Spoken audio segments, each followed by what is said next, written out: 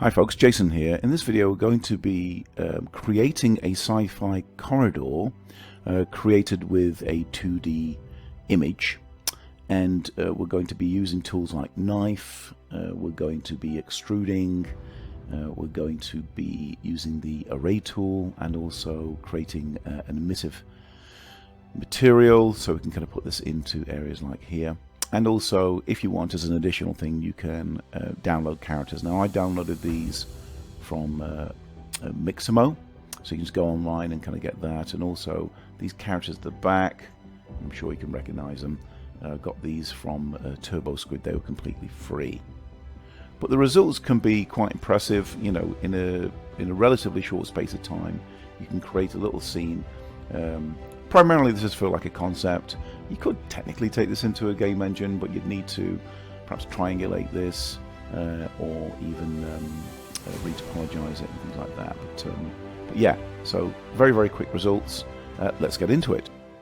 So we start off by deleting the cube and creating a plane. Put the image on there and essentially subdivide it. We've got some gaps there that we kind of need to take care of, so basically got rid of the gaps by deleting the faces, and then brought the planes together and then just merged the vertices together. Then there's a bit of adjustment going on with the shape generally, so there's a bit of back and forth where I'm dealing with a little bit of stretching.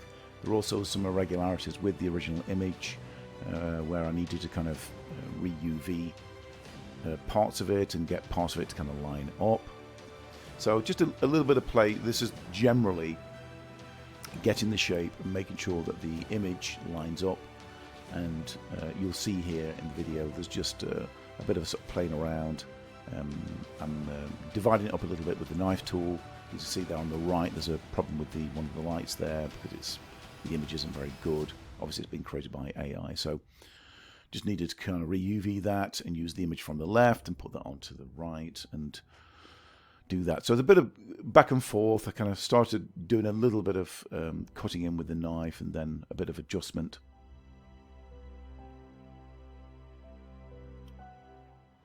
And then moving around, doing a bit more kind of cutting in, and then I needed to kind of readjust this image at the top there because it wasn't quite lining up with the image at the bottom. So again, just re-UV'd that, move that in place.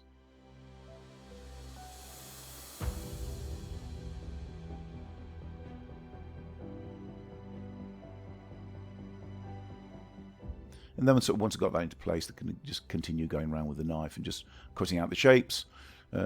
Depends which way you want to go with this. I kind of wanted to kind of get as many of the shapes as possible so I could kind of pull and extrude them.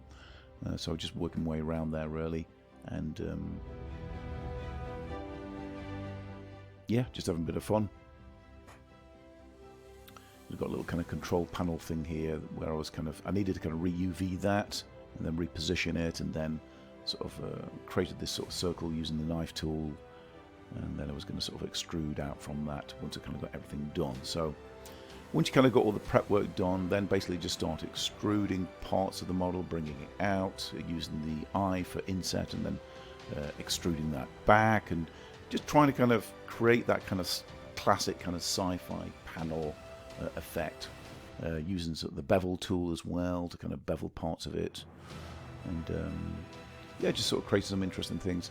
There was a bit of stretching going on with parts of the model, but I wasn't too fussed about that because it's essentially quite grey anyway. So if you're using something with more of a texture, you would need to select those faces, unwrap them, and then reposition them over the image. So there, just doing a bit of modelling there on the little kind of console there. Got these kind of grills at the bottom, just extruding and bringing them out, bringing them in.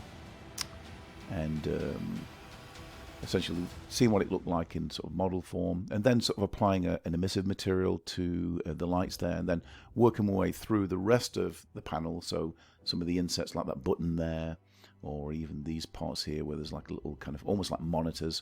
So put an emissive material on there as well.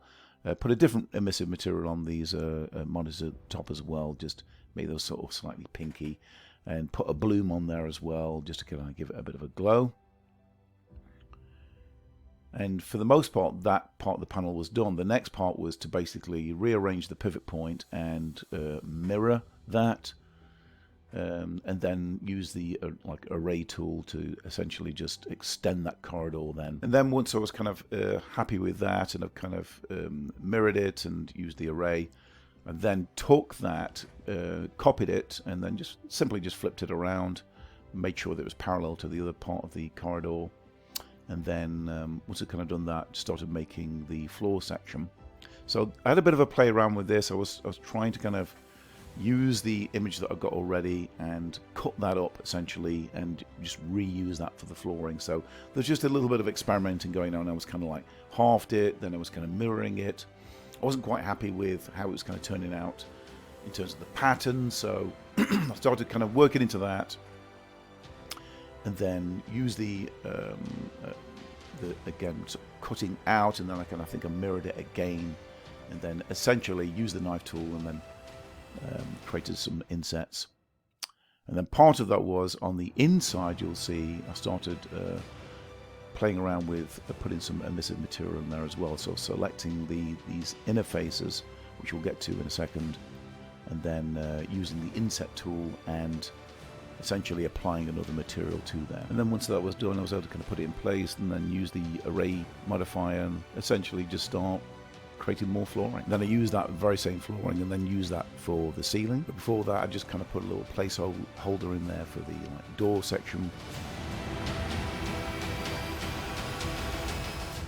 So I didn't want the viewer to be able to kind of see it at the very end of the corridor, and then just taking that flooring, flipping it around. I took a section of that and basically used that as the door essentially. I just expanded that, so just used the scaling tool. And then once I'd done that, I was ready to kind of start putting the characters in. So I first of all got the alien character that you saw from the intro, and start putting that into place. And I had to kind of apply another material to that and just make it a little bit shiny, so it kind of looks slimy. And then just repeated it really, just copied it, repositioned it in the corridor.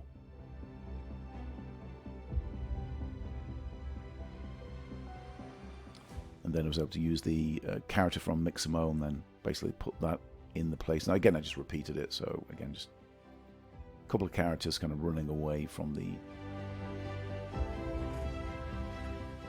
alien characters.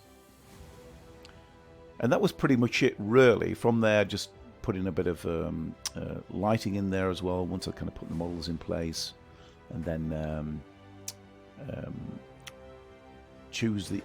ended up choosing the view to the camera, and then I was able to kind of render out from there and put that in place, and even did a little bit of an animation as well. So but that was it anyway. So hopefully you found this useful. It'll give you some inspiration, hopefully, about what you can do with just creating very quick environments. And yeah, and look forward to seeing what you produce. So that's it, folks. Thanks for watching, and look forward to seeing you in the next video. Okay, thanks a lot. Bye for now.